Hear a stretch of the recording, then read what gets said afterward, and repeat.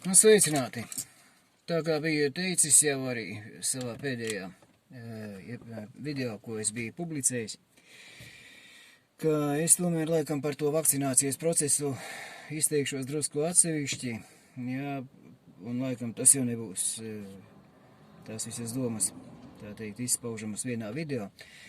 Un tāpēc es tagad šo video taisu vairāk tā un gribu vērsties pie saviem bijušajiem kolēģiem, ugunsdzēsējiem, jā, kuri strādā.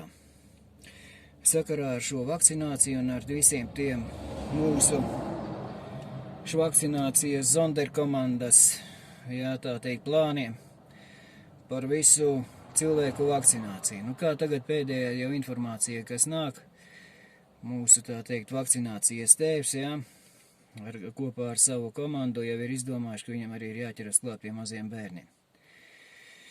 Jā, uz priekšdienām tā domā. Jā, nu tas, cik var, tā teikt, nu, par to, kā viņam tas maniakāli, tas ir tā vakcinācija jāveic, jā, un cik viņš maniakāli uz to visu tā iet ar tādu ļoti lielu mērķtiecību, kāda nebija bijusi vērojama visu iepriekšējo dzīvi viņam, kamēr viņš tur strādā, jā, Saeimā. Tas ir, tur drusku par to būs jāparunā, varbūt tā kā es teicu nākošajā video, bet tagad es gribētu aicināt savus bijušos darba biedrus, ar kuriem es esmu kopā strādājis, un arī kolēģus Latvijā.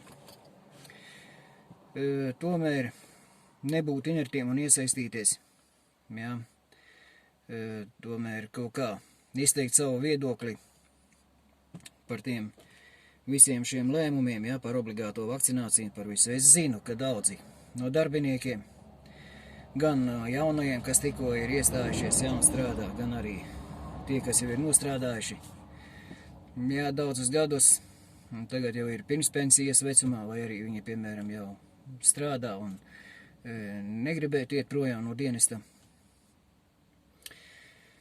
Viņi negrib vakcinēties, jā, un tāpat arī ļoti apšauba to vakcinācijas liederīgumu priekš saviem ģimenes locekļiem un visiem pārējiem citiem cilvēkiem, kurus grib piespiest to darīt. Daudzi no jaunajiem, tā kā es jau arī iepriekš esmu teicis, jā, ir ķīlnieki, tiem, piemēram, tiem parakstītajiem darba līgumiem ar dienestu. Es domāju jaunos virsniekus, kas ir izmācījušies, ja, kuriem ir obligāti jānostrādā dienestā 5 gadi, vai arī aizvējot no dienesta ir jāatmaksā visa nauda, kas ir ieguldīta viņa apmācībā. Ja? Nu, tāpat arī, piemēram, tas ietekmēšanas veids, kā, piemēram, tās pašas saucamās darbinieku vērtēšanas dienestā, ja? Kur ir tas, tā kā es jau arī iepriekš biju teicis, tās labais tas punkts par lojalitāti, kura tiek vērtēta, bet nezinu, kāpēc tur nav norādīts. Lojalitāte pret ko tiek vērtēta? Pret valsti, pret darba dienesta priekšnieku, vai, piemēram, priekšnieku viņa tiešajā darba vietā, tas ir, piemēram, reģiona daļā vai postenī. Tas nezinu, kāpēc nav pateikts, ja, un tā lojalitāte, kā tiek vērtēta arī tur. Es domāju, ir ļoti diezgan tāds strīdīgs jautājums. Bet ar visiem šiem līdzekļiem daudzi darbinieki ir ielikti rāmjos iekšā, ja? Un tā teikt, nu, teiksim tā, ķīlnieki. Tāpat ķīlnieki ir tie darbinieki, kuriem, piemēram, ir palicis līdz izdienas pensijas vecumam, ja? Līdz izdienai gads vai pusgads, kuriem tagad jau būtu rudenī, ziemā jāiet vai nākošgad jāiet, tā kā man ir darba biedri bijušie, kuriem tas tieši tagad nāk klāt, un kuri arī kļūst par ķīlniekiem mūsu šitiem pieņemtajiem lēmumiem, kuri negribētu vakcinēties, bet kuri būs spiesti to darīt tikai tāpēc, lai viņi, piemēram, varētu aiziet izdienas pensijā.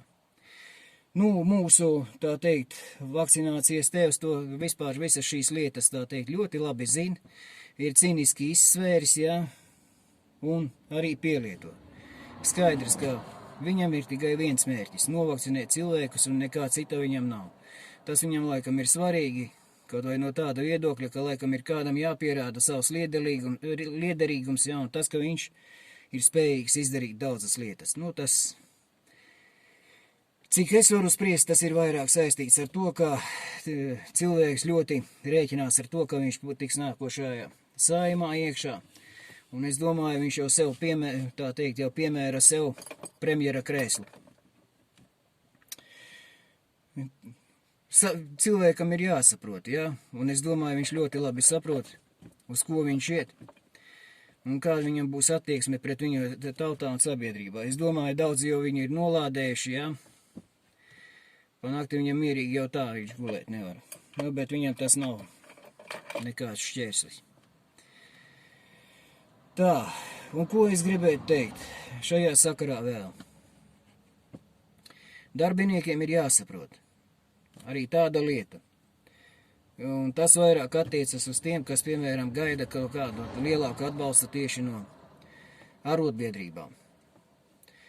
Arotbiedrības pirmām kārtām pārstāv darbinieku intereses.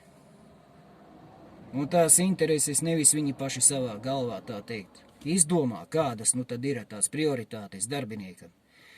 Bet aizstāv tās prioritātes, kuras darbinieks pats ir norādījis. Tas nozīmē, ka arī šajā lietā, tā kā arī arotbiedrība, piemēram, ja runājam par to pašu arotbiedrību, kurā es esmu vēl biedrs, viņa var aizstāvēt darbinieka intereses likumīgā veidā, ievērojot visus likumus un balstoties uz tiem pašiem likumiem, kas ir Latvijā. Tad šajā gadījumā es gribētu pievērst tieši visu darbinieku, kuri ir arotbiedrībās un kuri arī nav arotbiedrībās.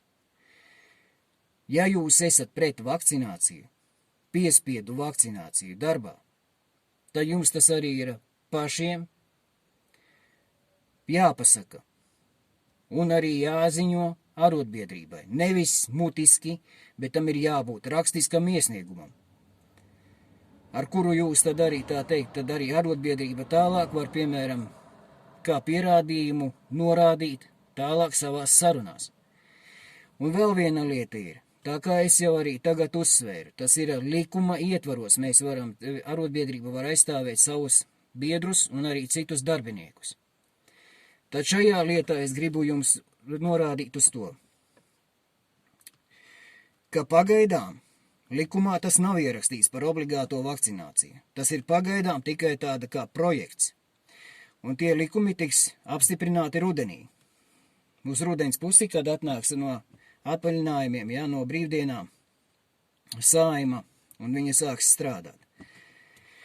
Uz šo brīdi jau ir vairākas iniciatīvas, jā, pret obligāto vakcināciju, kuras ir iesnieguši gan neatkarīgie deputāti, gan arī, piemēram, tur partija likums un kārtība, jā, kā arī citas nevalstiskās organizācijas. Tad es jūs aicinātu beidzot izteikt skaļi savu viedokli. Jums ir jāsaprot, ka šoreiz, ja mēs runājam par VUGD darbiniekiem, tas neskar tikai jūsu intereses, tas skar jūsu ģimeņu un bērnu intereses. Daudzi no vecākiem tāpat strādā, ir otrie darbi, strādā par skolotājiem, veikalos pārdevēji, jūsu sievas, vecāki, ja, jūsu. Un tā teikt, viņus tas arī skars. Un jūs esat ļoti liela daļa no sabiedrības. Arī. Un beidzot arī ir jāsāk saprast, ka jums pašiem pirmām kārtām ir sevi jāaizstāv. Neatnāks neviens labs onkulis aiz rociņas un nepaprasīs jums, nu pastāsti man, ko tev tas sliktais onkulis izdarījis, tad mēs aiziesim ar viņu parunāsim. Pirmām kārtām tas ir jums pašiem ir jāsāk sevi aizstāvēt. Un pēc tam to arī tad palīdzēs jums darīt visi, kas ir apņēmušies to darīt. Tā kā arotbiedrība, ja jūs esat viņu biedrs. Vai arī sniegs jums padomu, jo jūs neesat viņu biedrs, arotbiedrības. Bet pirmām kārtām tas ir jūsu pašu lēmums. Un tikai pēc tam tālāk viss notiks. Un šoreiz tas skars tieši jūs. Jūsu veselību nākotnē, jūsu bērnu veselību. Un būs tā teikt, noteicošais varbūt lielā mērā arī jūsu nākotnē. Pagaidām tas vēl viss tikai ir tā teikt plānots un nav pieņemts, bet rudenī tas var tikt pieņemts. Tāpēc tagad, kamēr ir iespēja rīkoties, es aicinātu vēlreiz jūs atbalstīt visas tās iniciatīvas, kuras ir pret obligāto vakcināciju. Nu, tas būtu īsumā.